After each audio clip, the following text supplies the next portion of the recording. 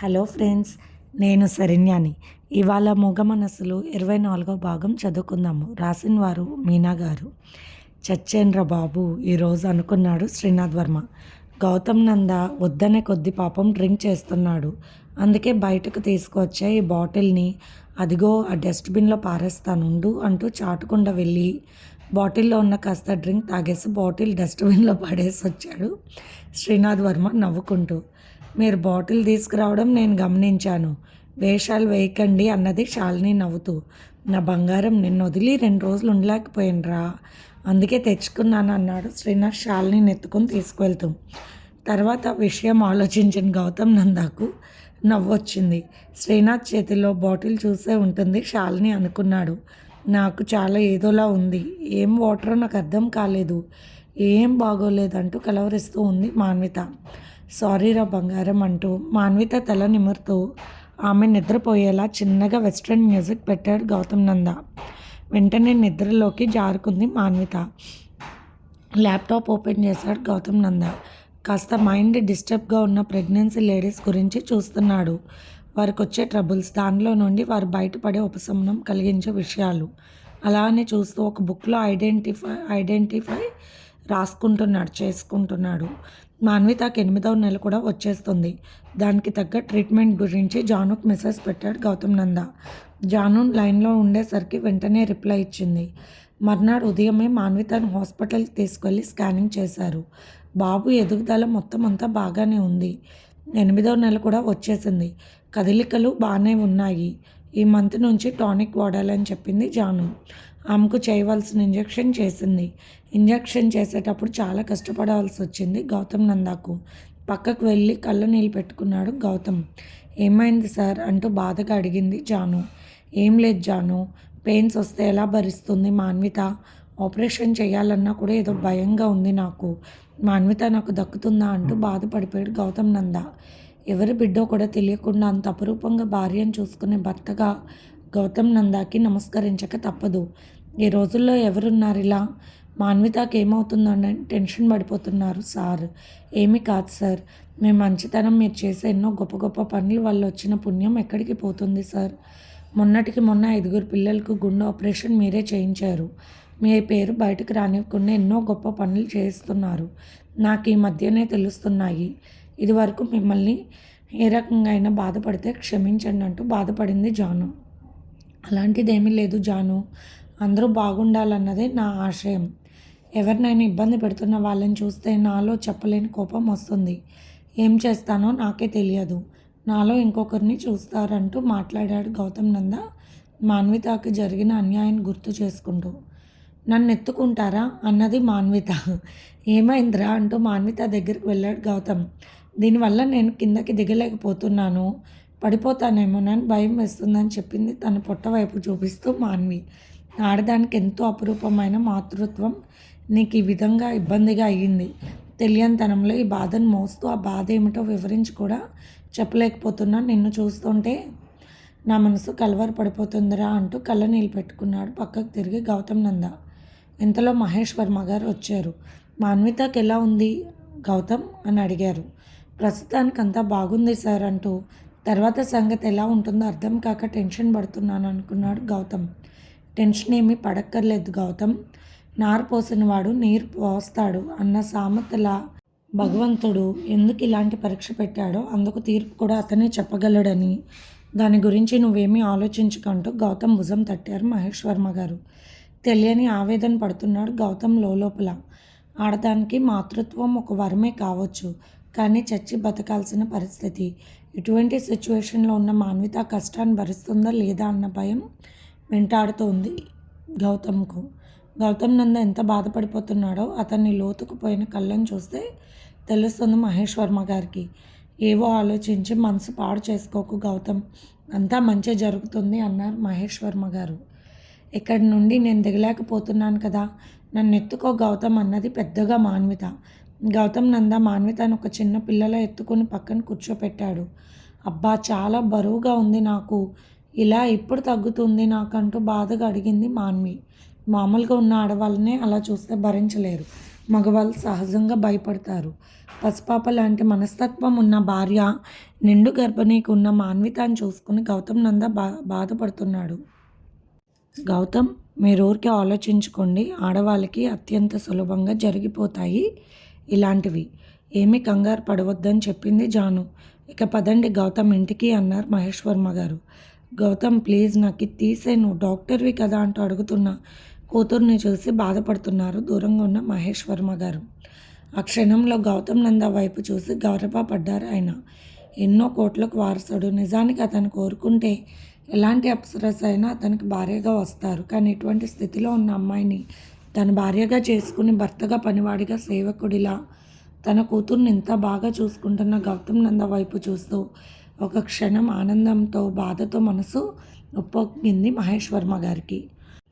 మాన్విత ఎందుకో ఆ రోజు పేచిగానే ఉంది. ఒక రకమైన భారాన్ని భరించలేక ఇరిటేషన్గా ఫీల్ అవుతుంది. అర్థం చేసుకునేలాగా ఉన్న వాళ్ళ సమస్య అయితే అంత ఇబ్బంది ఉండదు. ఇంటికి వచ్చినా కూడా గౌతమ్ నంద గుండెలపై పడుకుని ఉంది మాన్విత. కడుపులో కలుగుతున్న కదలికలకు భయంగా కాసేపటికి ఉలిక్కిపడుతున్న మాన్వితను చూసి ఎంత బాధపడుతున్నావు మాన్వి, కలలో అయినా ఎవరికి ఇబ్బంది పెట్టలేని దానివి నువ్వు అంటూ కళ్ళు తుడుచుకున్నాడు గౌతమ్ నంద. గౌతమ్ నంద చెయ్యి అసలు వదిలిపెట్టడం లేదు. నాకు ఇక్కడ తీసే ఇలా వద్దు అంటూ గోల్ చేస్తుంది మాన్విత. ఇక తప్పదు అనుకుని గౌతమ్ నంద, నీ కడుపులో చిన్న బాబు ఉన్నాడు అని చెప్పాడు. ఎందుకు నా కడుపులో ఉన్నాడు, ఎవరి బాబు అని అడిగింది అమాయకంగా మాన్విత. సూర్య, ఆద్య ఉన్నారు కదా, ఎవరి పిల్లలు అన్నాడు గౌతమ్ నంద. అన్నయ్య పిల్లలు అన్నది మాన్విత. మరి వాళ్ళ అమ్మ ఎవరు అన్నాడు గౌతమ్ నంద. శాలిని వదిన అన్నది నవ్వుతూ మాన్విత. అలాగే నీ కడుపులో కూడా బుజ్జి బాబు ఉన్నాడు అన్నాడు గౌతమ్ నంద. అవును, ఇప్పుడు అర్థమైంది, వీడే నీ బాబు కదూ అంటూ తన నిండైన పొట్టవైపు చూపించింది మాన్విత అమాయకంగా. అవును, మరి మళ్ళీ వాళ్ళ మమ్మీ ఎవరు అన్నాడు గౌతమ్ నంద. నేనే అంటూ నవ్వింది మాన్విత. మరి ఎందుకు కనబడడం లేదు వీడు అన్నది మాన్విత. నీకు చూడాలని ఉందా అన్నాడు గౌతమ్ నంద. అవును, చూడాలని ఉంది అన్నాడు మాన్విత. ఇలా లోపల ఉంటే వాడికి గాలి ఎలా ఆడుతుంది, లోపల ఆడుకోవడానికి కుదరదు కదా, అందుకే ఇలా కదిలిపోతున్నాడా అన్నది మాన్విత. ఒక రకంగా నువ్వు చెప్పింది నిజమే మాన్విత. నువ్వు ఇలా ఏడుస్తూ గోల్ చేస్తుంటే వాడికి చాలా ఇబ్బందిగా ఉంటుంది. నువ్వు అన్నం తినకపోతే ఆకలి వేస్తుంది వాడికి, అప్పుడు వాడు ఏడుస్తూ ఉంటాడు లోపల అని చెప్పాడు గౌతమ్ నంద. నేను ఏడుస్తాను అయితే అంటూ ఏడుస్తూ ఉంది మాన్విత. నువ్వు ఏడవకూడదు, నువ్వు నవ్వితే బాబు కూడా నవ్వుతాడని చెప్పారు గౌతమ్. మరి బాబుని నాకు చూపిస్తానన్నారుగా అన్నది మాన్విత. ఇందాకల్లా స్కానింగ్ తీస్తాను, అప్పుడు నీకు కనపడతాడు బాబు కదులుతూ అని చెప్పాడు గౌతమ్ నంద. వద్దు, అలా వద్దు, అలా చేస్తుంటే లోపల కదిలినట్టయి నాకు చాలా భయంగా అనిపిస్తుందని భయంగా ముఖం పెట్టుకుంది మాన్విత. సరే మాన్వి, కొద్దిగా అన్నం తిను అన్నాడు గౌతమ్ నంద. ఈలోపు అన్నం కలిపి తీసుకొచ్చింది శాలిని. నువ్వు అడిగావు కదా మాన్విత, గోంగూర పచ్చడి ఇష్టం, అదే చేసి తెచ్చాను నీకు అని చెప్పింది శాలిని నవ్వుతూ. అత్త, అమ్మ నాకు నెయ్యి వేసి పెట్టింది, చాలా రుచిగా ఉంది, నువ్వు కూడా తిను అన్నాడు సూర్య నవ్వుతూ. మరి నాకేమో ఇక్కడ బాగోలేదురా, అందుకే తినబుద్ధి కావడం లేదు అన్నది మాన్విత. అయ్యో అత్త, అలా అనకూడదు, నువ్వు నీ పొట్టలో చిన్న బాబు ఉన్నాడని అమ్మ చెప్పింది, నువ్వు అన్నం తినాలంట, లేకుంటే నీ బాబు ఏడుస్తాడని చెప్పాడు సూర్య ముద్దుగా. మాన్విత అన్నం వద్దు అన్నదాన్ని శాలిని బాబుతో అలా చెప్పించింది. ఎవరి మాట వినేలాగా లేదు. శాలిని వద్దు అంటే వద్దనేసింది. నేను పడుకోలేకపోతున్నాను, నాకేదో అయిపోతుంది అన్నది మాన్విత. ఇరిటేషన్ ఫీల్ అవ్వడం వల్ల ఆమెకు ఊపిరి అందడం లేదని గ్రహించాడు గౌతమ్ నంద. బెడ్ని పైకి లేపాడు, దిల్లు వేసి కూర్చోబెట్టాడు. గౌతమ్ నంద పడుతున్న యాతను చూసి శాలినికి తెలియకుండానే కళ్ళ నీళ్ళు వచ్చాయి. సొంత అన్నదమ్ములు కూడా నన్ను అంత ప్రేమగా పిలవరు, అంతగా ప్రేమ పిలుస్తారు అన్నయ్య. ఒక ఆడపిల్ల కోసం ఎంత పట్టించుకుంటున్నారు, పైగా కడుపులో బిడ్డ ఎవరో కూడా తెలియదు, ఏంటో ఈ రాత అనుకుంటూ వెళ్ళిపోయింది శాలిని బాధగా. విడిగా పడుకోకుండా ఇబ్బంది పెట్టేసింది మాన్విత. గౌతమ్ నంద అలాగే కూర్చొని ఆమెను తన గుండెలపై తలవాల్చుకుని పడుకునేలా చేశాడు. మహేష్ వర్మ గారు వచ్చి ఏం చెప్పినా వినడం లేదు మాన్విత. మీరు డాక్టరే కదా, గౌతమ్ కూడా డాక్టరే కదా, మరి నాకెందుకు ఈ బాధ అంటూ ఏడ్చింది మాన్విత. అనీజీగా అబ్నార్మల్గా ప్రవర్తిస్తున్న మాన్వితను కారులో జూ పార్క్ దాకా తీసుకువెళ్ళాడు చిన్నగా గౌతమ్ నంద. అక్కడ పక్షుల దగ్గరకు తీసుకువెళ్ళాడు. పక్షులంటే చాలా ఇష్టం మాన్వితకు. చాలా బాగున్నాయి, ఎల్లో రెడ్ కలర్ పక్షులు నాకు కావాలి అని, అవి మనం ఇంటికి తీసుకువెళ్దాం అంటూ గోల్ చేసింది మాన్వి. అలాగే అంటూ పక్షులను అడిగాడు గౌతమ్ నంద. ఇక్కడ అలాంటివి అమ్మరండి అంటూ చెప్పాడు అక్కడున్న అబ్బాయి. అక్కడ నుంచి మాన్వితాను బుజ్జగించి వేరే చోటుకు తీసుకువెళ్ళాడు. అక్కడ నెమళ్ళున్నాయి. అప్పుడే మబ్బు పట్టేసరికి పురివిప్పి నాట్యం చేస్తున్నాయి. సన్నగా చినుకులు మొదలయ్యాయి. వర్షం వస్తుంది, హాయిగా ఉంది నాకు ఇప్పుడంటూ ఆ జల్లులు తడుస్తూ ఉంది మాన్విత. జలుబు చేస్తుంది మాన్వి, కారులో కూర్చుందాం రా అన్నా రాలేదు. బయటకు వచ్చేసాక అక్కడ పక్షులు విడిగా పెట్టి అమ్ముతుంటే వాటిని కొన్నాడు గౌతమ్ నంద. అవి చూసి కారులోకి వచ్చింది మాన్వి. మాన్విత ఈ పక్షులు చూడు ఎంత బాగున్నాయో అంటూ చూపించాడు గౌతమ్ నంద. అవును చాలా బాగున్నాయి అంటూ నవ్వింది మాన్విత. వర్షం పడ్డాక కాస్త మార్పు వచ్చింది మాన్వితలో. మూడ్ మారి నవ్వుతూ ఉన్నది ఇప్పుడు. పాపం మీ పక్షులు పంజరంలో ఉంటే ఎంతో బాధగా ఉంటుంది వాటికి, హాయిగా ఎగురుతాయని అన్నాడు గౌతమ్ నంద. అవునా అంటూ ఆశ్చర్యంగా చూసింది మాన్వి.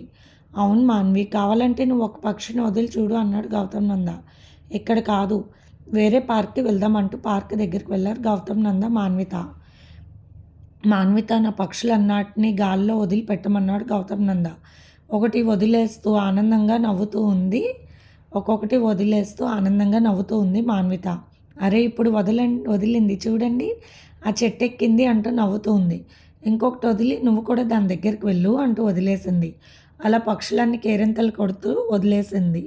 పంజరంలో పెట్టి పక్షులను ఇబ్బంది పెడుతూ ఉంటారు. వాటి అందాలను చూస్తే మనకి ఆనందం, ప్రకృతికి దూరంగా ఉన్న వాటికి ఎంతో భయంకరం. పక్షులను పంజరంలో పెట్టడం మంచిది కాదు అని చిన్నప్పుడు గౌతమ్ వాళ్ళ అమ్మ చెప్పిన మాటలు గుర్తుకు వచ్చాయి. అలా పక్షులు వదిలేసినప్పుడు గౌతమ్కి కూడా ఎంతో ఆనందంగా అనిపించింది. కూతురుతో ఏమి ఇబ్బంది పడుతున్నాడు గౌతమ్ నంద అని కొడుకును కూడా కారుతో పంపించాడు మహేష్ వర్మ గారు. ఎక్కడున్నారా, జూ పార్క్ దగ్గర లేరుగా అంటూ ఫోన్ చేశాడు శ్రీనాథ్ వర్మ. ఎక్కడ పార్క్ దగ్గర ఉన్నామని చెప్పాడు గౌతమ్ నంద. మాన్విత కొద్దిగా మొండి చేస్తుంది అంట కదా, ఎలా ఉంది అని అడిగాడు శ్రీనాథ్. ఏమీ లేదురా, ప్రస్తుతానికి బాగానే ఉంది, ఇంటికి వచ్చేస్తాం పావుగంటలో అని చెప్పాడు గౌతమ్. భారంగా నడుస్తూ తనతో వస్తున్న మాన్విత వైపు చూసి బాధపడ్డాడు గౌతమ్ నంద. అక్కడి నుండి కొండ మీద గుడికి తీసుకువెళ్ళాడు గౌతమ్ నంద. ఇక్కడ గుడికి ఎప్పుడైనా వచ్చామా గౌతమ్ అన్నది మాన్విత. వచ్చాము మాన్విత, అప్పుడు కూడా వర్షంలో తడిచి అల్లరి చేసావని మనసులో అనుకున్నాడు గౌతమ్ నంద. అయ్యవారికి అమ్మవారికి మనస్ఫూర్తిగా దండం పెట్టుకున్నాడు గౌతమ్ నంద. అర్థం కాని పరిస్థితిని ఎందుకు కల్పించావో తెలియదు తండ్రి, కానీ మాన్విత మాత్రం క్షేమంగా ఆరోగ్యంగా నవ్వుతూ ఉండాలి నూరేళ్ళు అని కోరుకున్నాడు గౌతమ్ నంద. మాన్విత కూడా అమ్మవారికి దండం పెట్టుకుని కళ్ళు మూసుకుని ఒక కన్ను తెరిచి గౌతమ్ నంద వైపు చూస్తూ నవ్వుతూ ఉంది. అక్కడ కాసేపు ప్రసాదం తిని అమ్మవారి కుంకం మాన్విత పాపిట్లో పెట్టాడు గౌతమ్ నంద.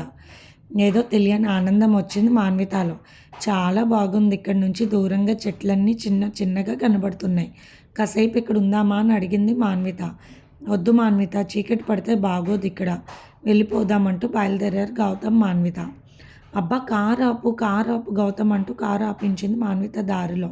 ఎందుకు అన్నాడు గౌతమ్ నంద. అదిగో అక్కడ మనం వదిలేసిన పక్షి ఇక్కడ కూడా నా కోసం వచ్చిందంటే నవ్వింది మాన్విత. అవును, నువ్వు పంజరంలో నుండి బయటకు వదిలిపెట్టావని నీ మీద ప్రేమ పెంచుకుంది, అందుకే నేను చూడాలని వచ్చింది అంటూ నవ్వేశాడు గౌతమ్ నంద. హాస్పిటల్లో పేషెంట్ దగ్గరకు వెళ్ళలేకపోతున్నాను, సరైన ఇన్ఫర్మేషన్ మధు కనుక్కోలేదు ఇంకా, నేటి చూస్తే మాన్విత పరిస్థితి ఇలా ఉంది అని ఆలోచన పడ్డాడు గౌతమ్ నంద. ఇంటికి వెళ్ళాక శాంతంగానే ఉన్నది మాన్విత. ఆమెకు వేడి నీళ్ళతో స్నానం చేయించింది సిస్టర్ నందిని. అలా వేడి నీళ్ళు పోయికు బాబు కాలుతుందని చెప్తున్న మాన్విత వైపు చూసి నవ్వింది నందిని. అవునవునంటూ నీకేమీ తెలియదు, గౌతమ్ గారు చెప్పారు నా పొట్టలో బాబు ఉన్నాడట, మరి వాడికి వేడి నీళ్ళు కాలవా ఏంటి అంటూ కోపంగా చూసింది నందిని వైపు. సరే సరే అలాగేనమ్మా అంటూ నవ్వింది నందిని.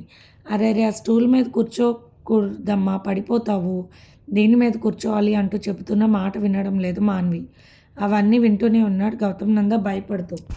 ఆంటీ మీరు బయటకు రండి అంటూ ఆమెను బయటకు పంపించి తను వెళ్ళాడు బాత్రూమ్ దగ్గరకు గౌతమ్ నంద.